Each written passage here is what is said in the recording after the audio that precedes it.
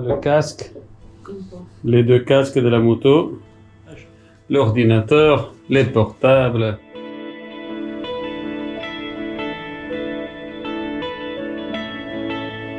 Se promener en Vespa par les rues de l'Italie, c'est magnifique. Et Sienne, c'est la ville connue surtout pour il Palio di Siena, la cour de chevaux de la place principale.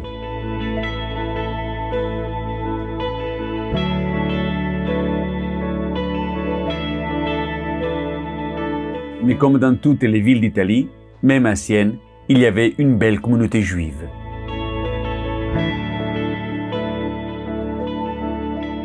En 1228, il y a la présence d'un juif, soldat, qui a combattu à cheval pour la milice communale.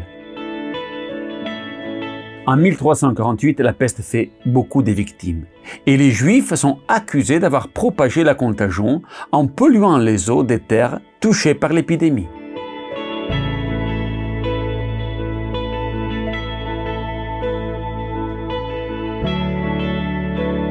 En 1428, la liberté de culte est accordée aux Juifs, mais avec l'obligation de s'abstenir de tout travail et de tenir les boutiques fermées les jours de fête des rites chrétiens.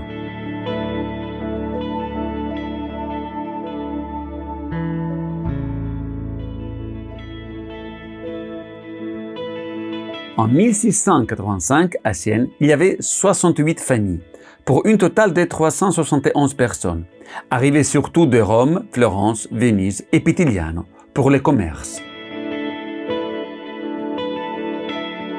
En 1799, il y a le Viva Maria, qui avait commencé dans une ville à côté, Arezzo. Et même à Siena, a eu des conséquences gravissimes. Les fanatiques du Viva Maria sont rentrés le 28 juin 1799. Ils sont rentrés dans le ghetto, ils ont détruit les maisons, la synagogue, tué des juifs.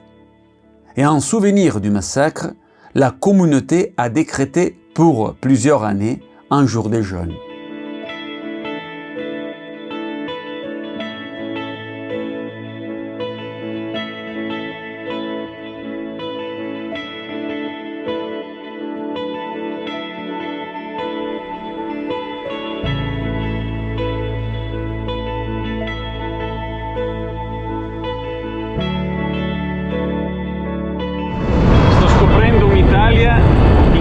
Dans ces voyages en Italie, je découvre une Italie dans laquelle les Juifs ont fait et sont un élément déterminant de la société. Dans tous les arts, dans tous les métiers, une grande histoire pour une grande nation. Extraordinaire. Je suis très heureux de le faire connaître au monde entier. Bella ciao ragazzi, bye bye.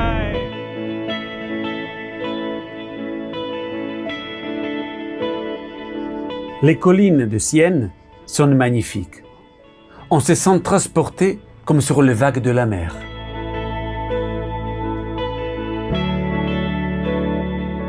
Il y a des vignobles partout. Et ici est produit l'un des meilleurs vins, le Chianti. Chez mon ami Daniele de la Seta se trouve la seule cave qui produit du vin cachère en utilisant uniquement ses propres raisins. Ciao Daniele, sono qua finalmente nella tua tenuta. Salut Daniele, je suis enfin là sur ton domaine où on peut bien boire et cachère en plus. Quando abbiamo acquistato questa azienda e nel Chianti classico. Donc mon histoire avec le vin commence en l'an 2000, lorsque nous avons acheté cette entreprise dans la région du Chianti Classico. On a tout de suite commencé à fabriquer du vin cachère, un peu parce que je suis juif, mais c'était aussi une façon de se différencier sur le marché. Le Chianti Classico est une DOCG, dénomination d'origine contrôlée et garantie, la plus ancienne du monde. Nous y vivons toute l'année et donc nous portons une attention particulière à la production du raisin. Car lorsque les raisins arrivent en cave, ils doivent être parfaits. Et après, il est indispensable de faire de bonnes vinifications.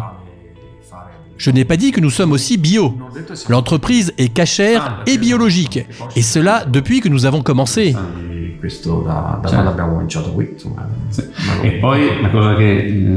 Et ici, chez toi, je sais que on a la possibilité de manger cachère. Oui, depuis plusieurs années, nous faisons des visites guidées, où précisément la possibilité est aussi de montrer les vignobles, de voir les raisins, de voir les chambres où nous faisons le vin. Donc, nous expliquons un peu tout le processus de production du Chianti Classico, cachère.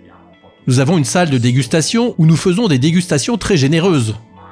Et pour ceux qui veulent, enfin, il y a une sorte de restaurant rustique. Parce que c'est petit, c'est cachère, Chalav Israël, mais c'est typiquement toscan. On utilise des produits frais, des produits du jardin. Nous avons ce petit restaurant depuis quelques années et les gens sont très contents.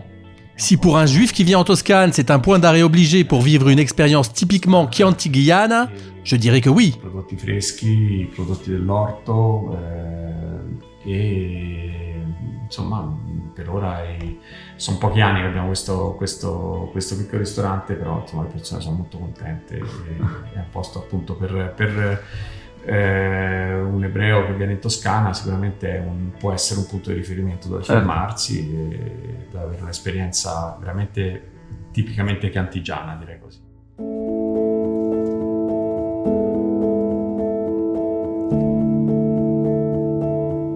Marcher au milieu des vignobles, c'est une émotion unique. C'est un peu comme quand j'étais à Canazei, à la montagne. Là aussi, j'ai la perception de la création d'Hachem.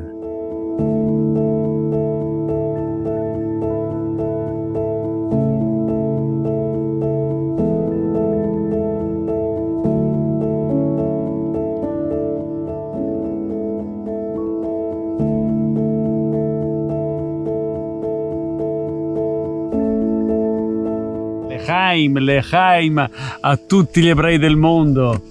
Je suis content d'être ici pour vous, pour tout le monde, les Français, les Américains, tout le monde qui peut apprécier la beauté de l'Italie.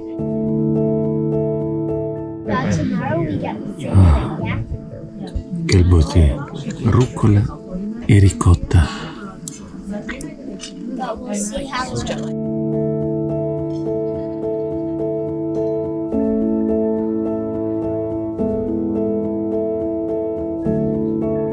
Je quitte Sienne et la Toscane et je reprends mon voyage à la recherche et à la découverte de nouveaux paysages, de nouvelles villes, de nouvelles histoires à vous raconter.